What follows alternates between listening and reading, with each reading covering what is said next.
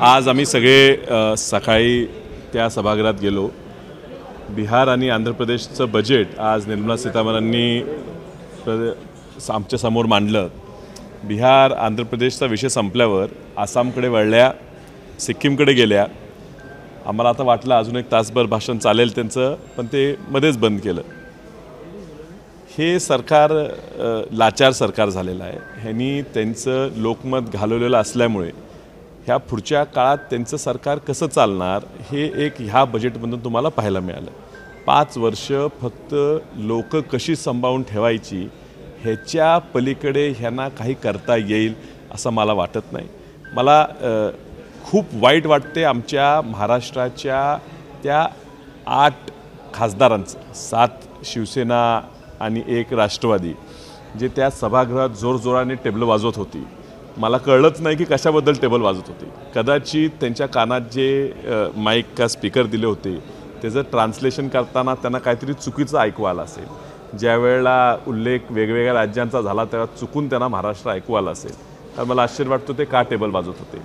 पूर्णपणे अपयशी ठरलेले आहेत। जणू काही ह्या सरकारला फक्त आंध्र प्रदेशचं TDP आणि बिहारचं JDU हे 2च पक्ष पाठिंबा देत आहेत। जणू काय शिवसेनेचा आणि राष्ट्रवादीचा म्हणजे महाराष्ट्राचे 8 खासदारांचा पाठिंबाच नाही किंवा त्या पाठिंब्याची गरजच नाही असं हे अर्थसंकल्प मांडलं गेलं। खूप निराशा आहे। अगदी मुद्देवार जर तुम्ही त्या खोलात गेला तर तुम्हाला लक्षात येईल, आता हा तर फक्त प्राथमिक आहे की महाराष्ट्राला काय दिलं नाही, मुद्देवार जर तुम्ही गेला तर तुम्हाला लक्षात येईल फक्त घोषणाबाजी केलेली आहे।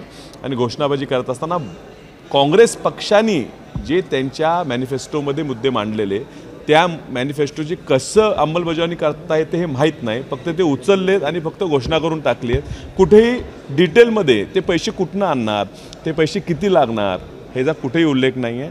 निराशादायक बजेट ह्या ठिकाणी मांडलं गेलं। एक प्रश्न या निमित्ताने उपस्थित होतो। मोदी सरकार हे कधी न चुकणारं, मित्र पक्षांना न मोजणारं अशी त्यांची प्रतिमा झाली होती। यावेळेस मित्र पक्षांना सोबत घेऊन कसरत होती मोदींची। मला मैत्री म्हणजे काय ह्याचंच विश्लेषण त्यांनी समजलं पाहिजे। मित्र असतो की एकामेकाच्या अडचणीच्या काळात उभारणारा, मला वाटत नाही हे मित्र आहेत। हे लाचार एकत्र आलेले लोक आहेत। कोण सत्तेसर एकत्र आले, कोण पैशासाठी एकत्र आले, ह्यात काही मैत्रीचा विषयच नाही आहे। आणि त्यामुळे लाचार ही मोदींच्या चेहऱ्यावर दिसते आणि सीतारामन यांच्या चेहऱ्यावर दिसते। पण मात्र अजित पवार आणि एकनाथ शिंदे यांच्याबद्दल मित्र असूनही मी तेच म्हणतो, मित्र आहेत ह्याचं वाक्यताच काढली पाहिजे। मित्र आहेत का लाचार सवंगडी आहेत ते आता कळेल। देश विदेशातील प्रत्येक घडामोडींचे लाईव्ह अपडेट मिळवण्यासाठी आता साम टीव्हीच्या सर्व सोशल मीडिया प्लॅटफॉर्मला लाईक, फॉलो आणि सबस्क्राईब करा। तसंच सर्व नोटिफिकेशनसाठी बेल आयकॉन प्रेस करायला विसरू नका।